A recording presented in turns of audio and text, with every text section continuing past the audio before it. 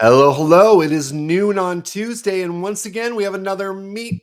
Oh, Talent Grind Live. I've been doing too many different things. Alex, how are Content you? guy. I'm very good, sir. How you doing? You all refreshed now after a Oh, hell weekend, no, after I'm not getting out of it? refreshed. Well, first of all, like 3 days in Vegas is a lot, man. It's a lot.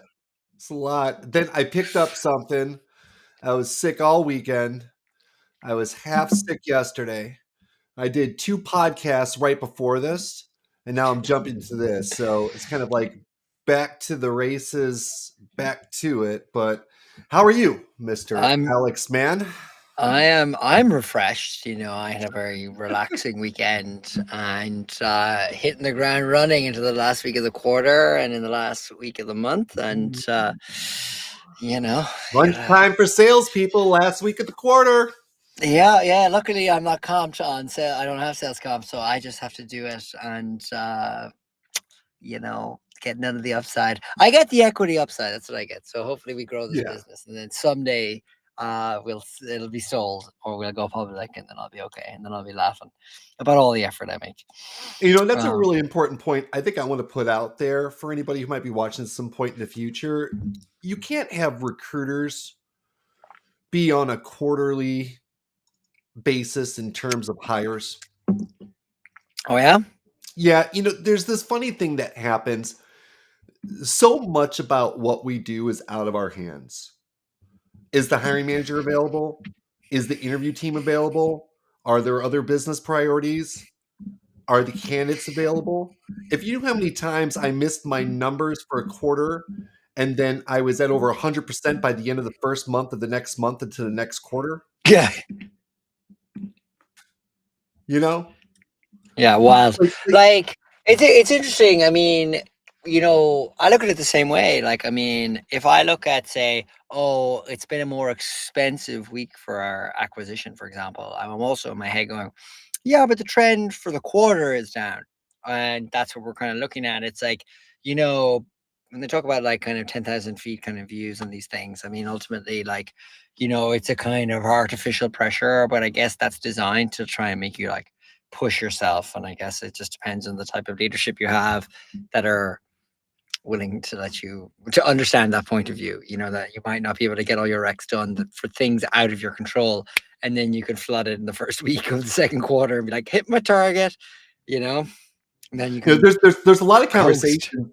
There's a lot of conversations out there that quarterly driven short term performance are everything that's wrong with corporations. For instance, are you familiar with the long term stock market? Am I familiar with investing in index funds over No. investing in a There's hedge fund? actually there's actually a Nasdaq that they were forming. I'm not sure the latest statement on it. I know they were forming it like 6 or 7 years ago.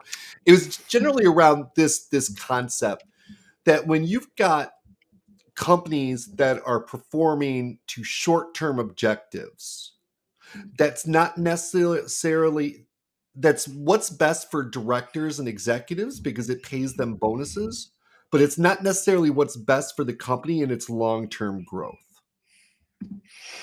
So you get I a lot of mean, people, you yeah. get a lot of leadership making short-term decisions that ensure that they get the bonus, but then they are driving their organizations with fear, and it's detrimental overall to the organization as opposed to having a long-term focus on sustainable growth, growing the right way, making the company have a deep moat, making the company stronger, right? I mean, certainly it's good to set stretch goals and it's good to get close to hitting them. But this is a whole philosophical argument that I think we could probably save for another day. Yeah, I think so. I think so because obviously what we wanted to talk about today Is was Transform 2025, right? yes, So just step exactly. back, and I'm just going to say this. I actually just did a couple podcasts before this with some recruiting leaders, and I never started going conferences until I started, well, doing sales, Yes. right? And I really think it's a travesty. I really wish that I had had companies send me to conferences years ago, just for the learning opportunities, just for the networking opportunities. People equate recruiting and sales all the time, but you can't equate the two. We don't get a third of the benefits that you guys get, right? There's no president's club when you're a kick-ass recruiter. Yeah, like I mean, it goes back to the age-old thing, which is that like sales and marketing is a inverted commas revenue center, and And talent recruiting's a HR. cost center. You know what's actually fascinating about that? I had a chat today with like a recruiter, and they were talking to me about like offshoring Hmm. and hiring talent like abroad, and they were like, since COVID, lots of like sort of finance teams are kind of pressuring teams to like hire in that way, or in their job that way. And they were talking about like it's a cost benefit analysis, and I was like, what is it really, a cost benefit, or is it like a talent benefit analysis? Like ultimately, if you can find an engineer in Colombia that you can pay a quarter of what you would pay an identical leveled person in the Bay Area, it's not even as much of a cost benefit analysis. Like, well, you can get the same talent, so I get four of those for like one of a Bay Area. That like, I think like we've said this before, like I think talent teams need to be better at identifying sort of ROI for like leadership. Like if you can speak to revenue, you can speak to money in dollar terms. I think like lots of talent HR teams will be so much better served and have almost like their own version of President's Club, sort of like mystique, or sort of like their own version of that. Like, No, for I sure. mean, you're a business owner, you get it. Like, is in talk to me about it in money terms. It's like marketing. If you talk about marketing and people, what I hate is when people talk about like impressions and clicks, and I'm like, dude, like I gave you 20 grand. What did I get for it? Do you know Oh, what I geez. mean? I've That like, been there. yeah, like I riddled me that. LinkedIn, Yeah, LinkedIn. Exactly. But I think LinkedIn advertising. Sorry. yeah, LinkedIn. Yeah, I mean, it sucks. But No, like, no, it's a really good point. It's one that I've been putting out there a lot, is that for too long, talent acquisition has been a reactive function that's never really clued into what the overall goals for the business are, the overall goals for their part of the organization, the overall goals for the internal clients that they're supporting, what role they fit in it. I got to tell you, Alex, you encouraged me to create a podcast in addition to doing live streaming, and I can never thank you enough for really? some of the incredible conversations that I've had with people, right? Yeah. And actually, the one that I'm releasing this week, which I got to do immediately after this live stream, is with the director of talent acquisition named Brian Pachowski. He works for Okay. a consulting company out of Utah called EXP. He's a brilliant, dynamic um, talent acquisition director. But what's really unique about him is because he works specifically within a consulting business, Yeah. he's really able to nail down the ROI that his talent organization has on the overall company's performance. And if you go, it's PIOTROWSKI, if you want to look him up on LinkedIn. If you take a look at his LinkedIn profile and the data that he has about the impact that recruiting or talent acquisition has on his company's overall goals, my gosh, I've never been so envious. And Yeah. he gets this data because of he works for a consulting business, and because he got in with them early when he was in college. He's a real go getter. He was like their top recruiter while he was still in school, and Yeah. then just stayed on. And I just like I've never been so envious of a recruiting leader as I was with him, just in being able to justify the impact that his organization has on the overall company and how they're directly responsible for them hitting their revenue targets and their goals. Well, exactly. So, like, I mean, I guess what's a tidbit if somebody listening to this, like, what would be something that somebody would go, "Oh, this guy sounds awesome. A, I need to listen to your podcast." But B, like, of the things he was saying, was there something that you were like, "I need to apply that to my own business, like, today"? I'm sorry, what was the question? Like, what did you learn from him that you would say, "I need to do that," like, Oh, the second you finish? I think it's probably just to be annoying in terms of asking a lot of questions with your hiring managers about what the financial targets that their organization are going to meet if you're when you're able to successfully hire the talent for them, what the overall impact on the organization is going to be from that hire I mean, they should be able to like at least guesstimate for you about Yeah. what the real world financial impact of the work that, because like I say this all the time. I mean, recruiting is such a rough sport, right? Such a rough career because when you're filling roles, you're just doing your job. But when Yeah. you're not, everything's falling apart and the company's going to fail because of you. Right. And I Yeah. don't think it's necessarily fair to put all that pressure onto recruiting's back if recruiting doesn't get to then benefit from when they deliver. Right. I mean, recruiting needs to start tying down the ROI of their impact on the client, the internal clients that they serve. And they need to be given credit for that as well. I mean, to a lesser extent, but I mean, if the company would not, if that department or that division or that part of the organization would have not hit their OKRs and goals, if it was not for recruiting, bringing in the talent here, here, here, and here that they needed, then why should recruiting not benefit from that? Why should recruiting not get lauded? Because why should recruiting not get some type of bonus based upon that? And Well, this guy gives bonuses to his recruiters based on their performance, just like salespeople. yeah, well, I mean, okay, then I guess the question is, like, in a typical organization, say that you would run, like, how would you incentivize, like, sort of a bonus culture? Like, how would you even think about designing it? Certainly, I would look at like probably alignment within the function. I What would does look that even mean? like how well do they understand the group that they're supporting. I would certainly look at the traditional metrics like time to fill, time to hire. Yeah.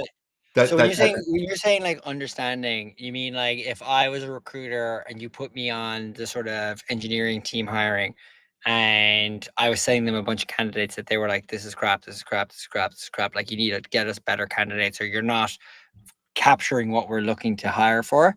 Is that like really just a time to hire question, or is it like time to quality question, or like quality to interview question? You know what I mean? Like, what would be an actual like metric, like first interview positive, like in terms of like leading indicators, so to speak.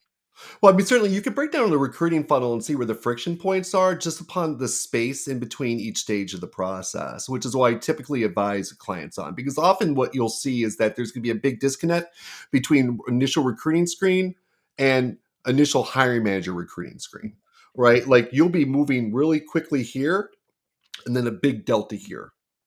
And you're like, well, why is that? Well, because the hiring manager is completely overloaded and they're not making time for recruiting like they should be. But who ultimately pays for then not filling the role within 30, 60, 90 days? Well, the recruiter does. Even Yeah, though the recruiter really has no power in that relationship. The hiring manager is their client. The hiring manager is the one with all of the power, right? yeah, And so it's been very hard for internal recruiters to create very tight partnerships with the people that they sort. I've traditionally seen. And it's because of the reactive nature of recruiting, right? It's just I just think there needs to be more cohesion and that recruiting should be looked at as something that's not just a cost center, but as something that's part of the overall holistic needs of a company that allows a company to be successful. I mean, certainly you there's nobody to recruit for if you don't have sales, right? So sales drives the bus.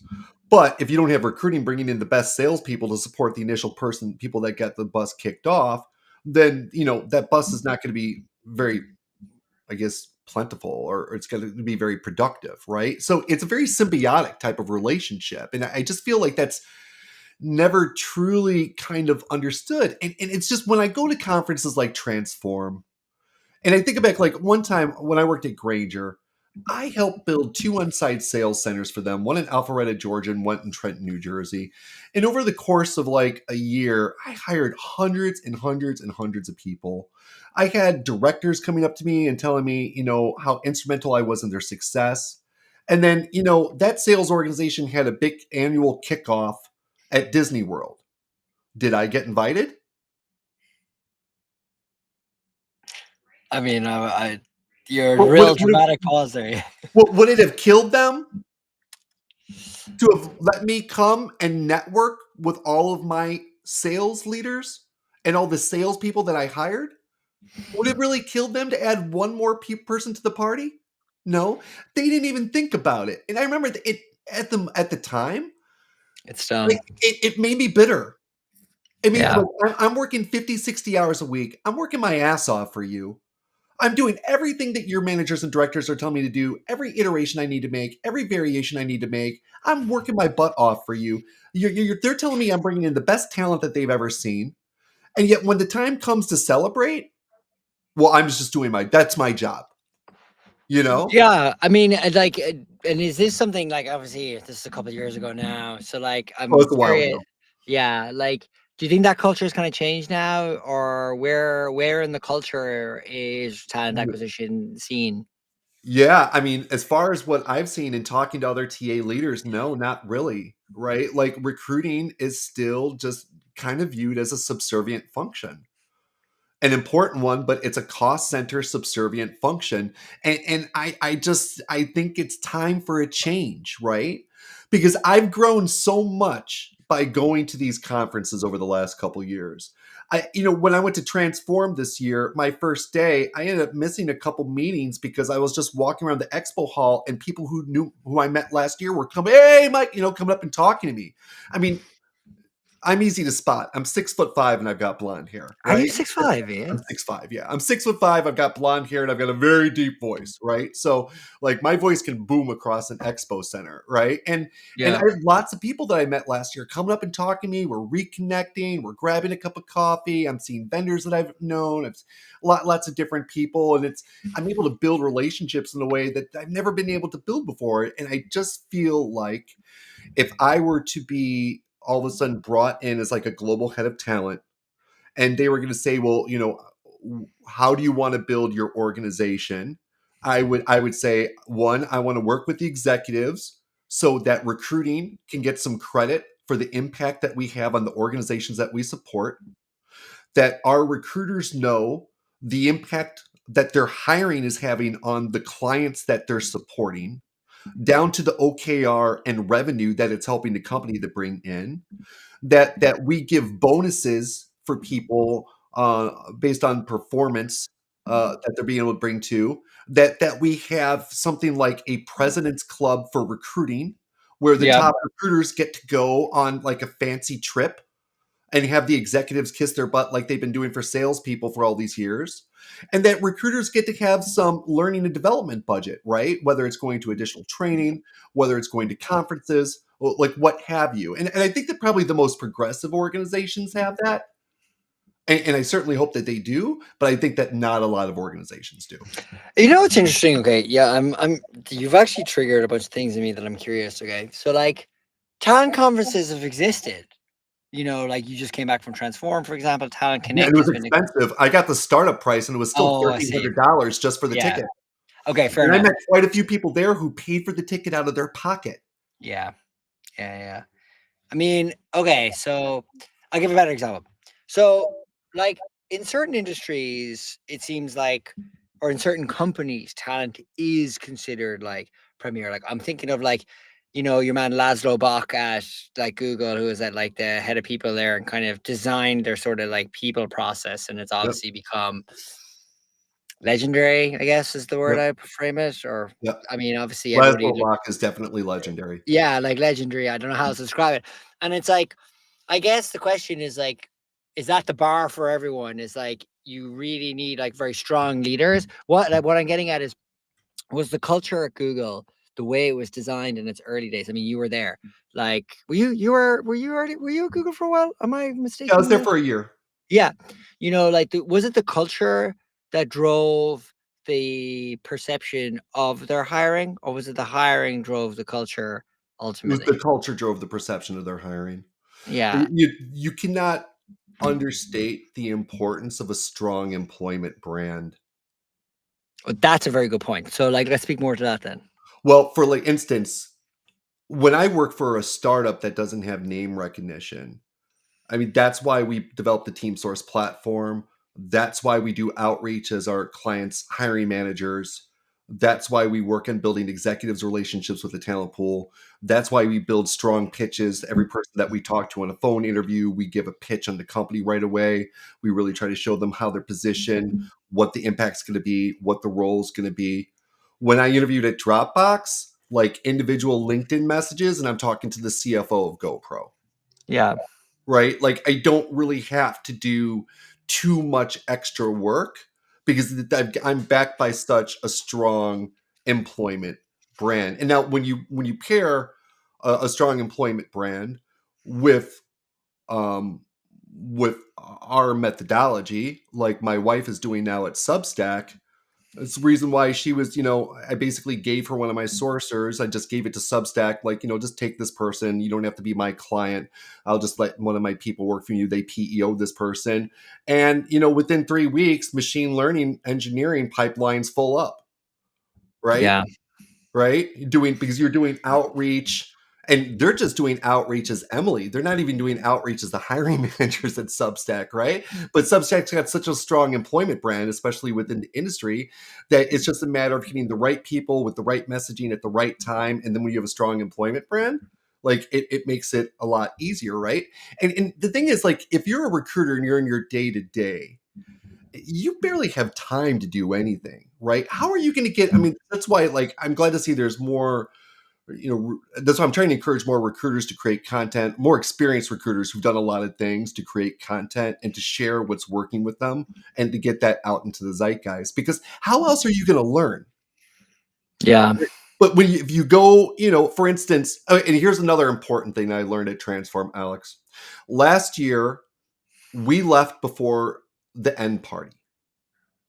Boy, was that a mistake. Well, But that's a, let yeah, me tell you, people, if yeah, you pay to go to an expensive conference, you stay until that thing is in bed, okay?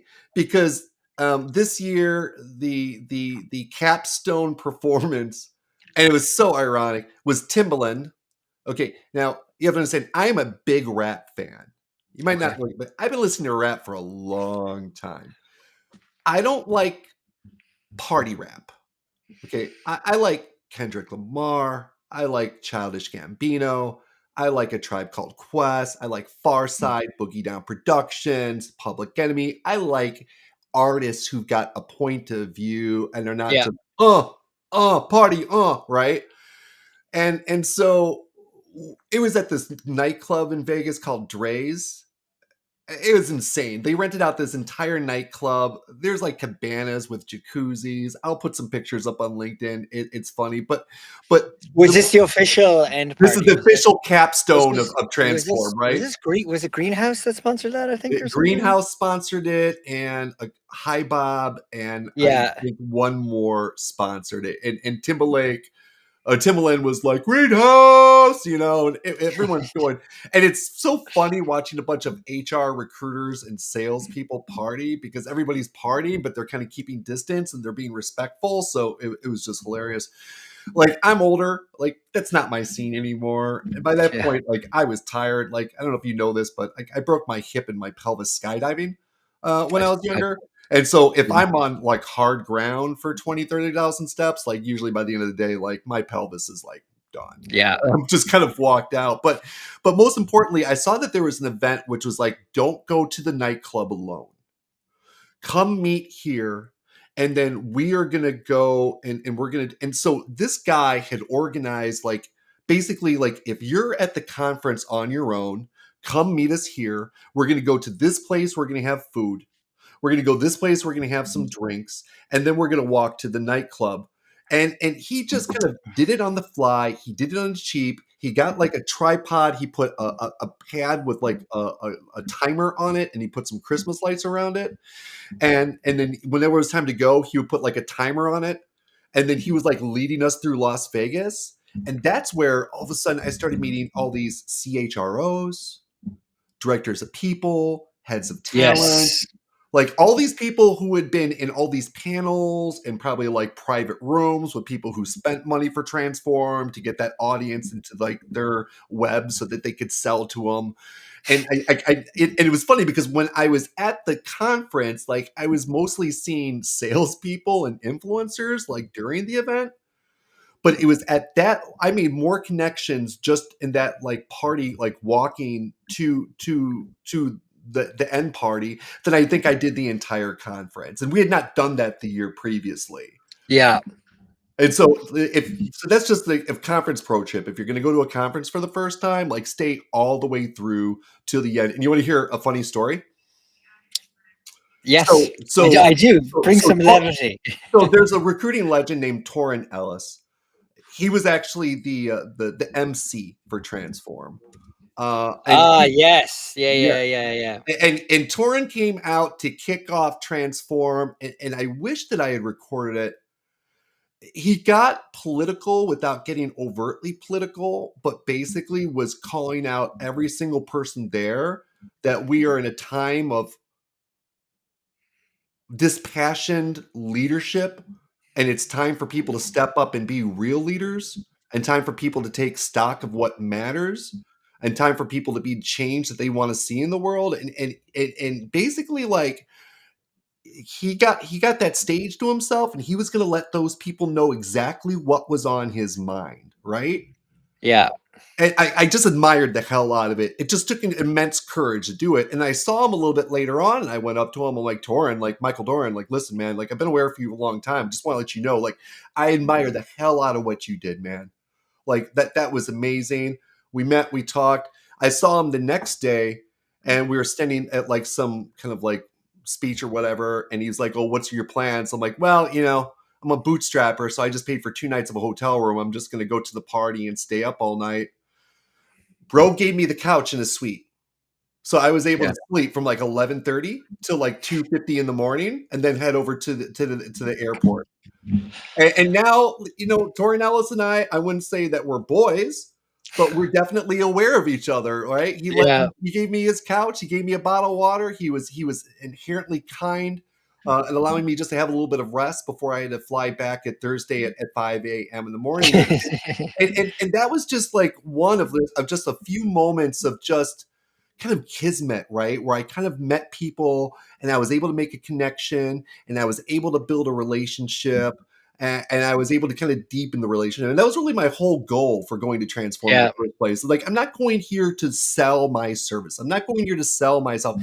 I'm going here to build exposure for who I am, and to build relationships with people, and kind of get my ideas out there, and make people aware of me and what I'm doing. And from that perspective, I think mission accomplished.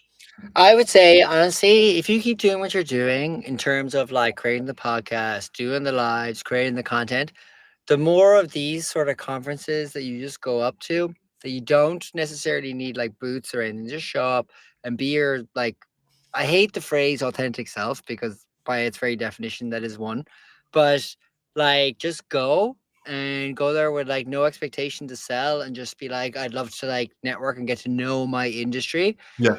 There will be a time that people go, I see your content online.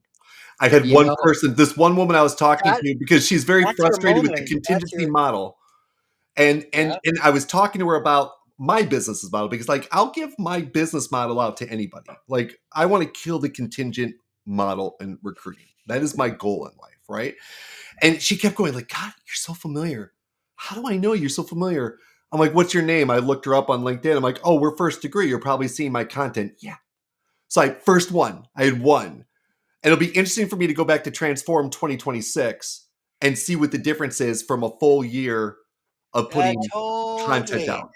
There will be an inflection point. Like it happened last year with me, where people were like, I see your guys' content everywhere. And I was like, thank you. You know what I mean? It was like, it's all worth it now. Now will you buy my shit? You know what I but you know what I mean? In the Yeah. sense of like, it's like it validates it because you know that your audience is like on LinkedIn and you really most importantly know that you're providing value.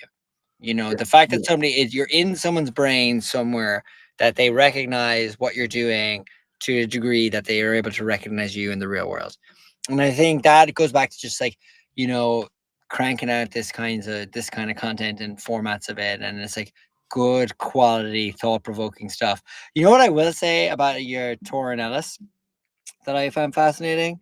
Because obviously, while you were chatting there, I was like, I gotta Google this guy. I gotta look him up on LinkedIn and see what's what. There's a quote that's gone viral that he said, which I think is interesting. In a mark of the man, you know, he says the measurement of a nation is not found in its wealth; it's actually in its willingness to uphold dignity for each and every individual. And I think about that, you know, in the context of like talent acquisition and people management in general, like in the context of like building culture in the workplace. And it's like, wow, I mean, it is true because it is kind of under assault, whether we want to admit it or not. Like the way culture and values, mission driven operations is very much like, you know, whatever phrase one wants to use, but it's certainly over a barrel at the moment in terms of like the attitudinal macro news that we hear today. You know what I Yeah. mean? And I think like having somebody get up and not only be important, but MC and set the tone for that conference from the get go. That like no, because he makes in his post he talks about in his post he has a comment here that he says there was a comment. God, I've read so much of this stuff now. But basically, you know, like the workplace is kind of for all. Do you know what I mean? Like, and like, I don't want to make this a DEI podcast, but I've always been in the opinion that like the three words by themselves are absolutely fine. You know what I mean? Like, there's nothing wrong with like having a diverse workplace. There's nothing wrong with having an equitable workplace. There's nothing wrong with having an inclusive workplace. Like, I mean, if anything, that's exactly what people kind of want. You know, why wouldn't you want one of those three things anyway? You know, obviously together they've been essentially demonized as a sort of, you know, I don't even know where to begin with like The funniest thing about DEI is, do you know who the organization was that really launched DEI into the world? tell me. The United States Army in World War II. Yeah, you know, like you're dead right. You know, it's just so weird to That me. moment in time that everybody looks back with such starry eyes. That's where Sorry. diversity came from. Because Yeah, they realized that the black soldiers were just as fierce. Were I mean, there's been so many amazing movies that have come out that have talked about I could just think of like the Red Tails, right? And the bomber crews, you know, saluting those black, you know, like you guys saved our butts. Or there was another movie about a bunch of black women who fixed there's a major mail snafu, and none of the soldiers were getting the mail, and these women came in, and everybody was racist towards them, and they were giving them crap, and they like fixed it, and they got all that mail to the soldiers, and that just boosted their morale and helped them finish up World War II. And the United States Army learned very early on that diversity equals strength. The best ideas don't come from one race. The best ideas totally. come from when you have a lot of different people from a lot of different background and experience. And by the way, if your entire team is like young and Asian and female, like a guy like me could technically be considered a diversity hire. Which Yeah. I think, I mean, I kept trying to say that to them at Google at the time because they would have us do diversity sourcing. I'm like, well, what does the makeup of the team look like? And like one person was like, listen, we just want you to source black folk.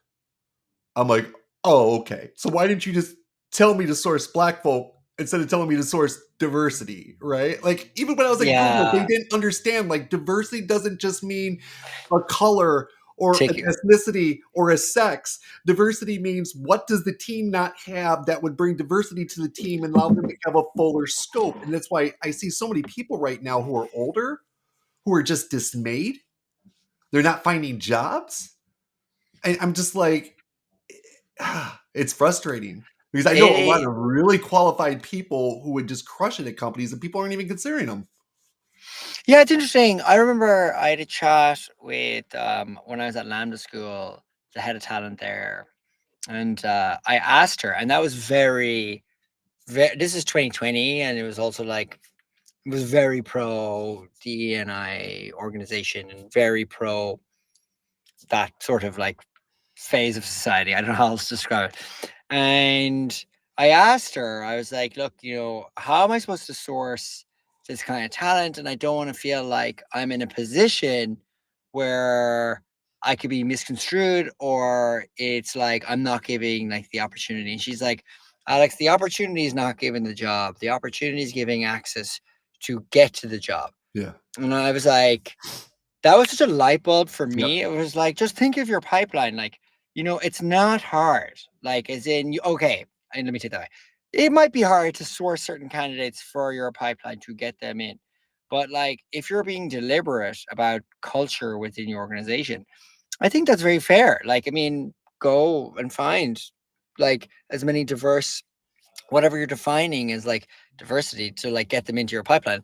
Like if the most white bread person gets the job in the end, then so be it. You know what I mean? Like that's ultimately like you're trying to hire for the best talent. Yeah. But like to your point about like diversity, like as in ultimately like there's talent in all shapes and sizes in all forms and factors. And it's like, look, just because like you said, you had a team full of like, Asian women and you're like the tall white man or whichever, you know what I mean? Like you're the inverted commas outsider in that sort of context. It's like, okay, cool, bring the version of you into that circle. Let's get you interviewed. You might have a completely different perspective on solving the problem to make that business better. I just find it very interesting that it's been very demonized. And I think So tying it back demonized. to and I think just tying it back to your mentor and Alice, like to get up at a conference like that, I mean, it is ballsy, like as in there I am using gendered language. It is very like I mean, it is like it's brave because it's like it is not the narrative du jour anymore to talk in that kind of language and to be at a hiring and people conference and making that the sort of like cherry of your speech, of your MC, I think is actually very important because to that point, if that conversation is not necessarily going to happen at a conference like that, surrounded by other talent professionals, I mean, it's pretty much going to be a non-runner and non-starter if that kind of conversation, if that light and that candle kind of burns out. For That's sure. how I would feel about it. Just the way the kind of cultural narrative within the country is at the moment.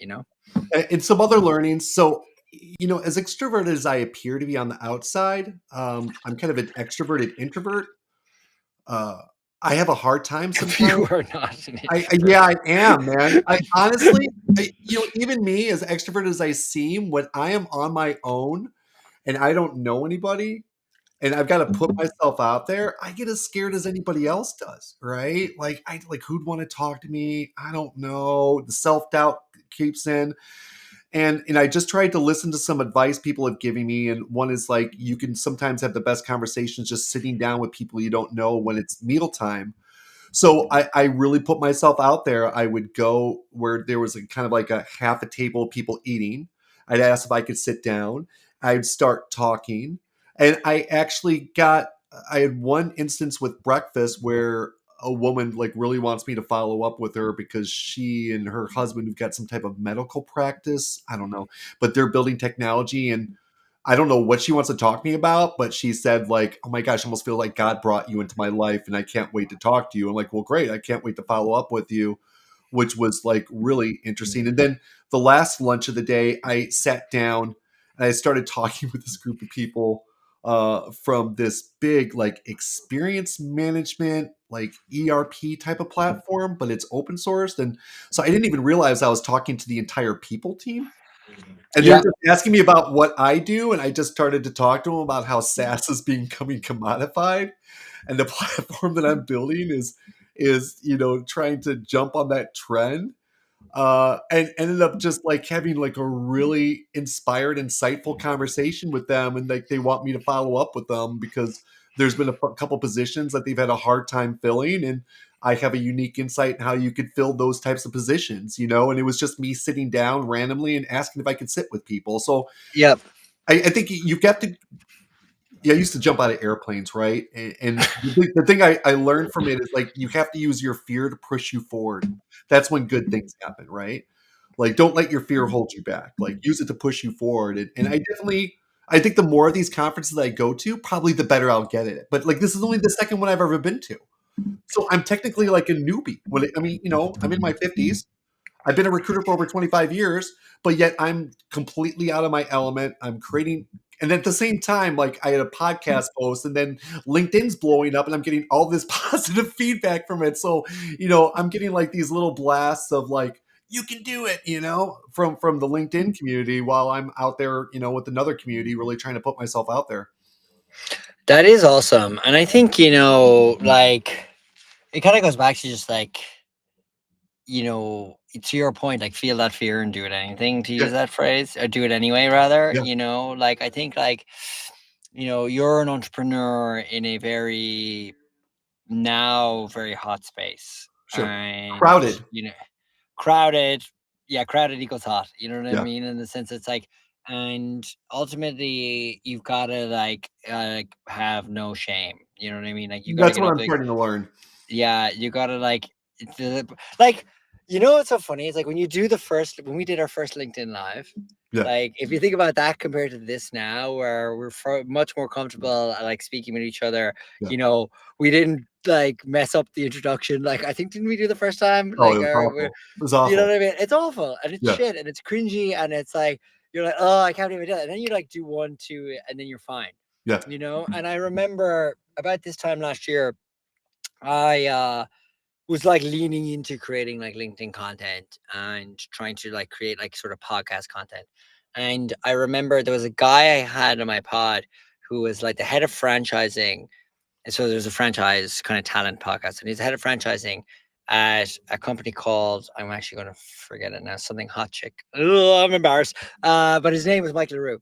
And I remember I was chatting with him and I had him on the pod, and something chick. Angry Chicks is a chicken brand. I'm not sure if Oh, you've seen my anything called kids Angry. love that crap. Yes. Yeah, like The fried the Tennessee chicken. hot chicken thing? Yes. Yeah. You know that thing. It's such a trend. Oh, yeah. I And don't eat it. I had him on the pod, and I was like, man, like your LinkedIn content, it's great.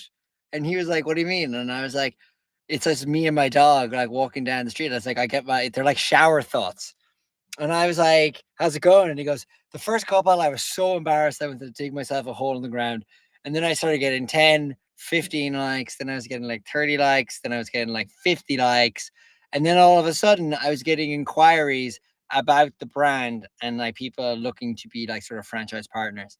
And I was like, you, sir, have hit the inflection point Mm. where it's like there is that initial cringe of you doing it and going, oh my God, my friends might see this or my family might see this. And then it's like, then you're just into like the fact that like there is opportunity for those who keep at it. It rewards your consistency and being able to put yourself out there. Because content is just him on his phone and he's got his dog like down. You can't see obviously because the way the cameras, but he's got like his dog, and it's like imagine his dog's like going to the bathroom and he's just doing like a little selfie kind of video. But they're good. They're good little shower thoughts. And I kind of was like, I have thought about that for a year because I'm like, it is that simple. And it goes Yeah. back to what we talk about a lot of the time. Like, to get going, you have everything you need. Imagine that this didn't exist 10 years ago. No. This wasn't really possible. Yeah. You know what I mean? Like, Yeah. Well, that's why I keep telling everybody, I'm like, listen, if you're going to be a business owner or an executive, you've got to build a personal brand nowadays. There's no option.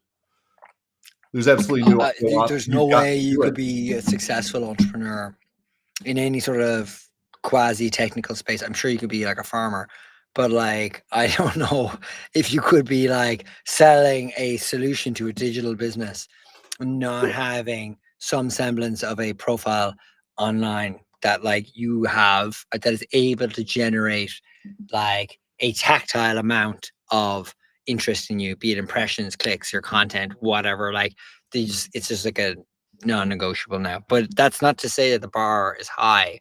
Like the bar is you walking your dog and taking a video selfie and just putting it on LinkedIn and just capture your thoughts. Like that's how low the bar is to get in on that, you know?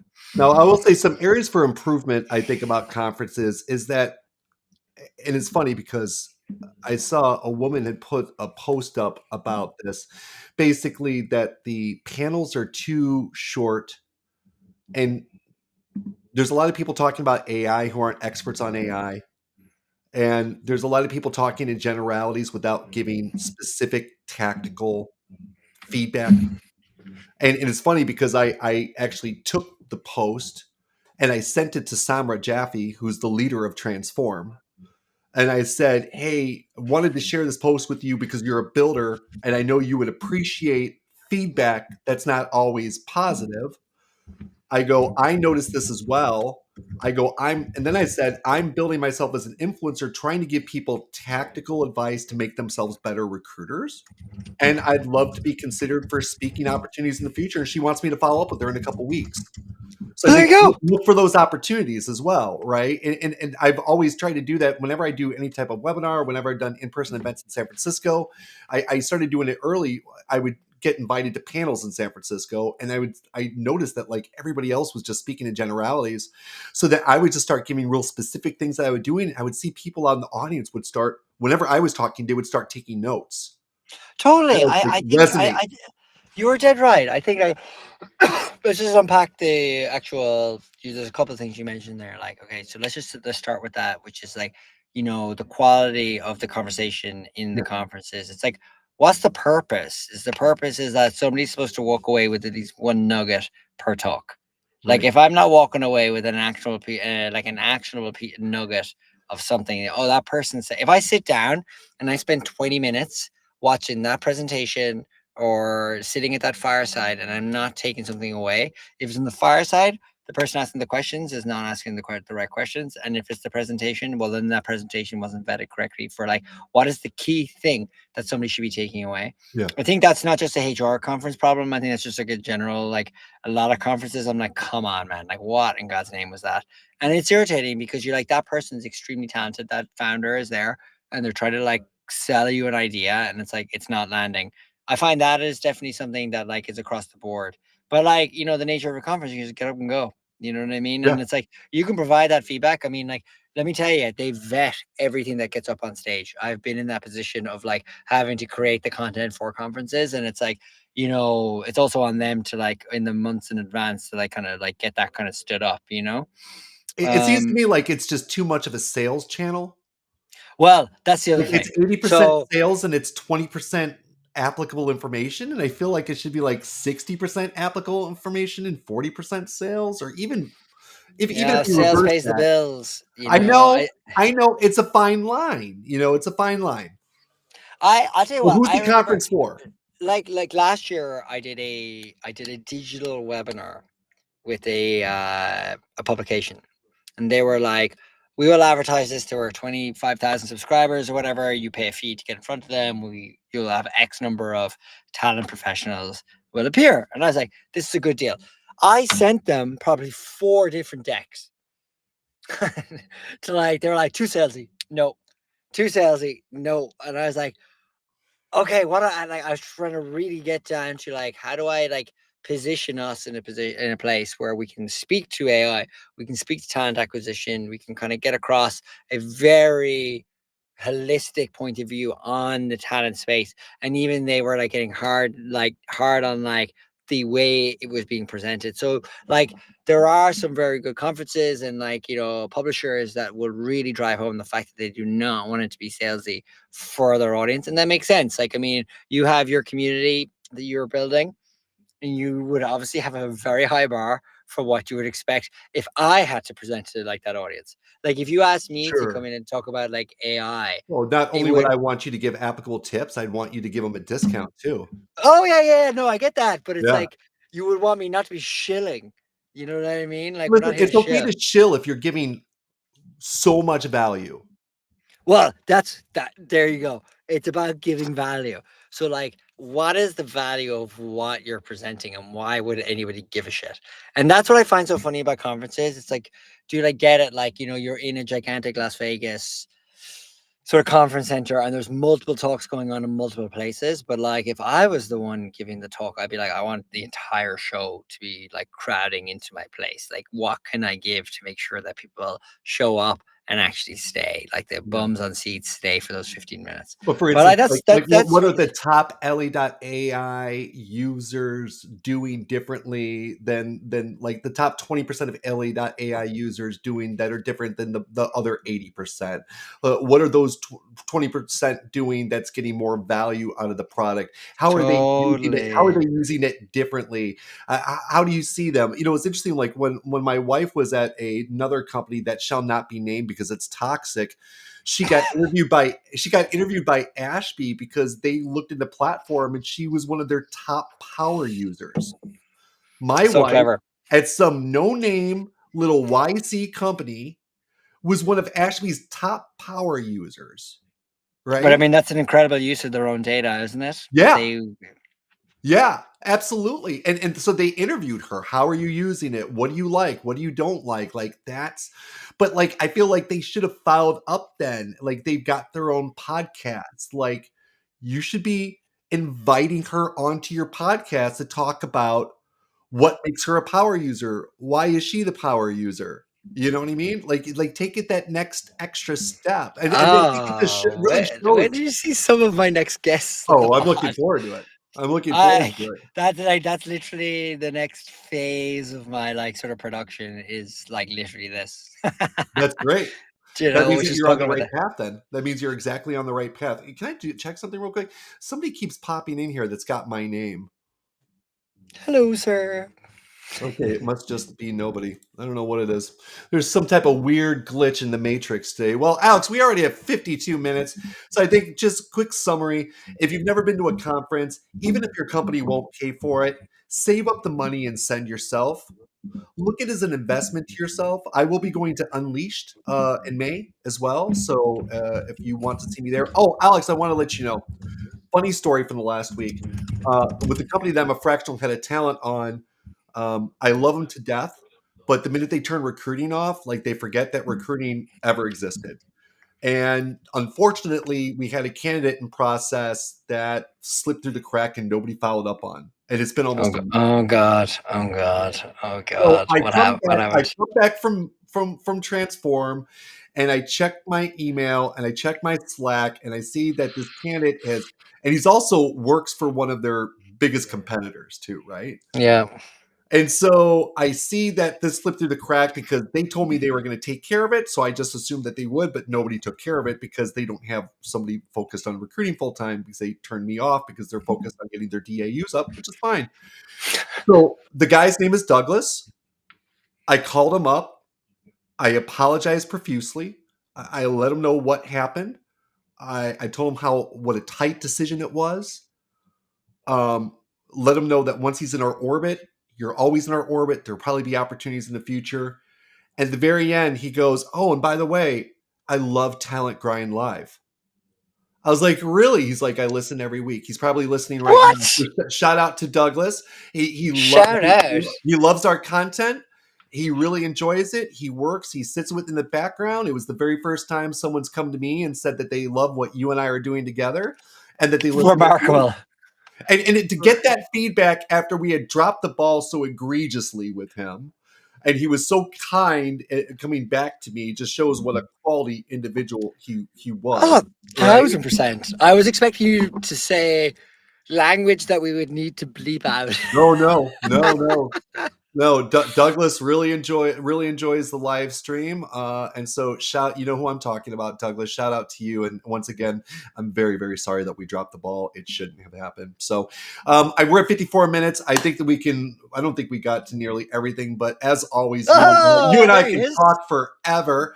There he is. Thank you all for joining us on Talent Grind Live. So, what do you think, Alex? Tuesdays or Thursdays? Should we do a poll or should we just decide? What do you think?